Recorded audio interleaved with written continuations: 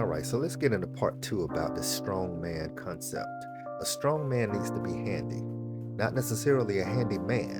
I'm not telling you that you have to be an electrician or be a carpenter or be a mechanic or, be a plumber or any of that type of thing, but you do need to be able to have enough sense of stewardship over the things that you own that you can do something and take some level of action when things go wrong. Because even in that aspect, you are being protective. Especially, you're being protected over your responsibility, especially if you're responsible for other people. If you have kids or a spouse or a girlfriend or something of that nature, you want to be able to have some level of protection when it comes to handiness. I'll give you some examples. The strong man, in a car, out with your girlfriend, your wife, your kids, or whatever the case, you are driving down the road and you get a flat tire. Now, there's nothing wrong with having AAA or any of these other services that help you to, come pick you up and do this work for you. But at least know how to do it for yourself. At least know how to do it. At least be capable. Because sitting on the side of the road, especially on a busy interstate, on a busy highway where cars are zooming past you, it's a dangerous place to be. And if you're going to be a protector, you need to know how to protect. And being able to protect in that situation will be able to know how to protect the car. You might not even be on a busy highway. You might be on a lonely street in the middle of nowhere. And you don't want to be out there with your kids or your spouse, your girlfriend, or whatever the case, and just stranded in the middle of nowhere where who knows who might run up on you and cause you danger. You want to be able to go out there, change that tire, and fix it and get moving to somewhere safe. So being able to do those basic things of stewardship, like change your tire, check your fluids, be able to check your oil level, check your antifreeze level, check those things and make sure that you're in a safe vehicle. If you have a house or an apartment even, some things can become a dangerous situation if you don't take care of them. You might have or just a very uncomfortable situation. You want to be able to, let's just say you have a toilet that's stopped up, be able to know how to unclog your toilet, something like that. You know, Again, everybody is not going to be like this super handyman, but I want us to give you some examples. What I, you know, got together with my family and I led the project and did most of the work out here building this deck. I built this table over here.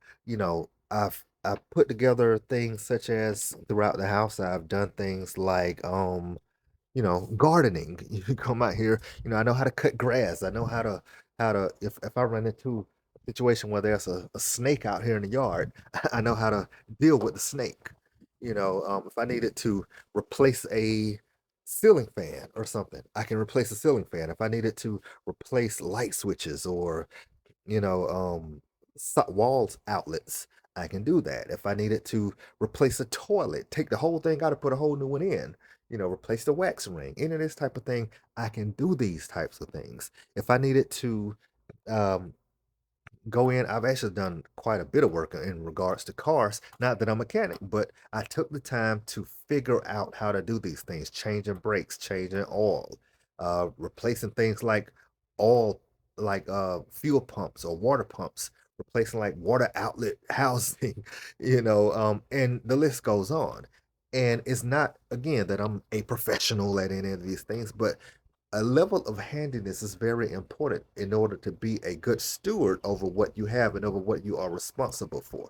You don't want to have to always rely on having to call somebody, schedule something. Again, there are skilled trades, and I'm not taking anything away from skilled trades. In some cases you are going to need an actual professional plumber. In some cases you are going to need a professional electrician. In some cases you are going to need a professional builder, contractor, and so forth. But have some level of fortitude and knowledge. And if you don't have it, teach yourself. Google is amazing now. AI is amazing now. YouTube is amazing. Have some level some ability to be able to take care of those things because those are your responsibilities. And if you have your responsibilities, you need to be a good steward. You need to be able to protect all of those people and those things that you are responsible for. Whereas far too often you see an example where you see a young man and a young lady out in the car, she's pumping gas, she's driving, she's doing all the work. They get a flat tire, she is out there trying to change it. She is out there trying to change it. And kudos to her. Kudos to her. But if you're going to be a man and you want to try to puff your chest out and walk around like, I'm the man, listen to me, you should be out there pumping the gas. You should be out there changing the tire. Don't have her out there in danger on the side of the road trying to change a tire when you're sitting there in the car scrolling on your phone. That is the type of thing that makes a strong man, being able to step in and be resourceful when it comes to maintenance, when it comes to stewardship over the things that you own, over the things that you are responsible for. Again, nobody's saying to be out here and be you got to know all the trades. You need to be a HVAC specialist. You need to be a carpenter. You need to be a barber for your own hair, which of course, in my case, I just shave my head. But you want to be able to have the ability and the understanding. And if you don't have it, to be able to learn how to do it, to take care of yourself and take care of those people who you are responsible for. Again, whether those are your kids, whether that's a spouse, whether that's a girlfriend, whatever the case, you want to be able to offer some level of handiness, resourcefulness when it comes to being handy to take care of the responsibility that you need. Because when you don't have a level of handiness, you are always subjecting those people that you're responsible for and your responsibilities into the need of somebody else. Key point again, I want to reiterate, there's nothing wrong with using professional services.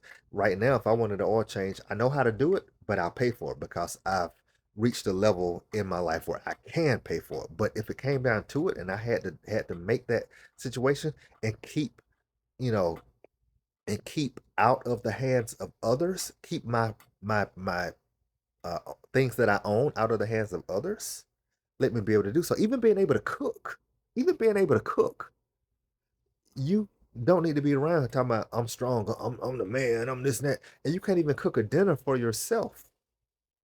You got kids and you can't even feed them because you don't know how to cook yourself. You don't know how to clean your house. You don't know how to do your own laundry. You don't know how to do any of these things. Part of strength is stewardship and the ability to take care of your responsibilities. So part number two, being strong is also being handy, being resourceful enough to be handy, not being able to do everything, but being able to handle the basic standard maintenance of the things that you own so that the people that you are responsible for and the things that you're responsible for, you can take care of them effectively.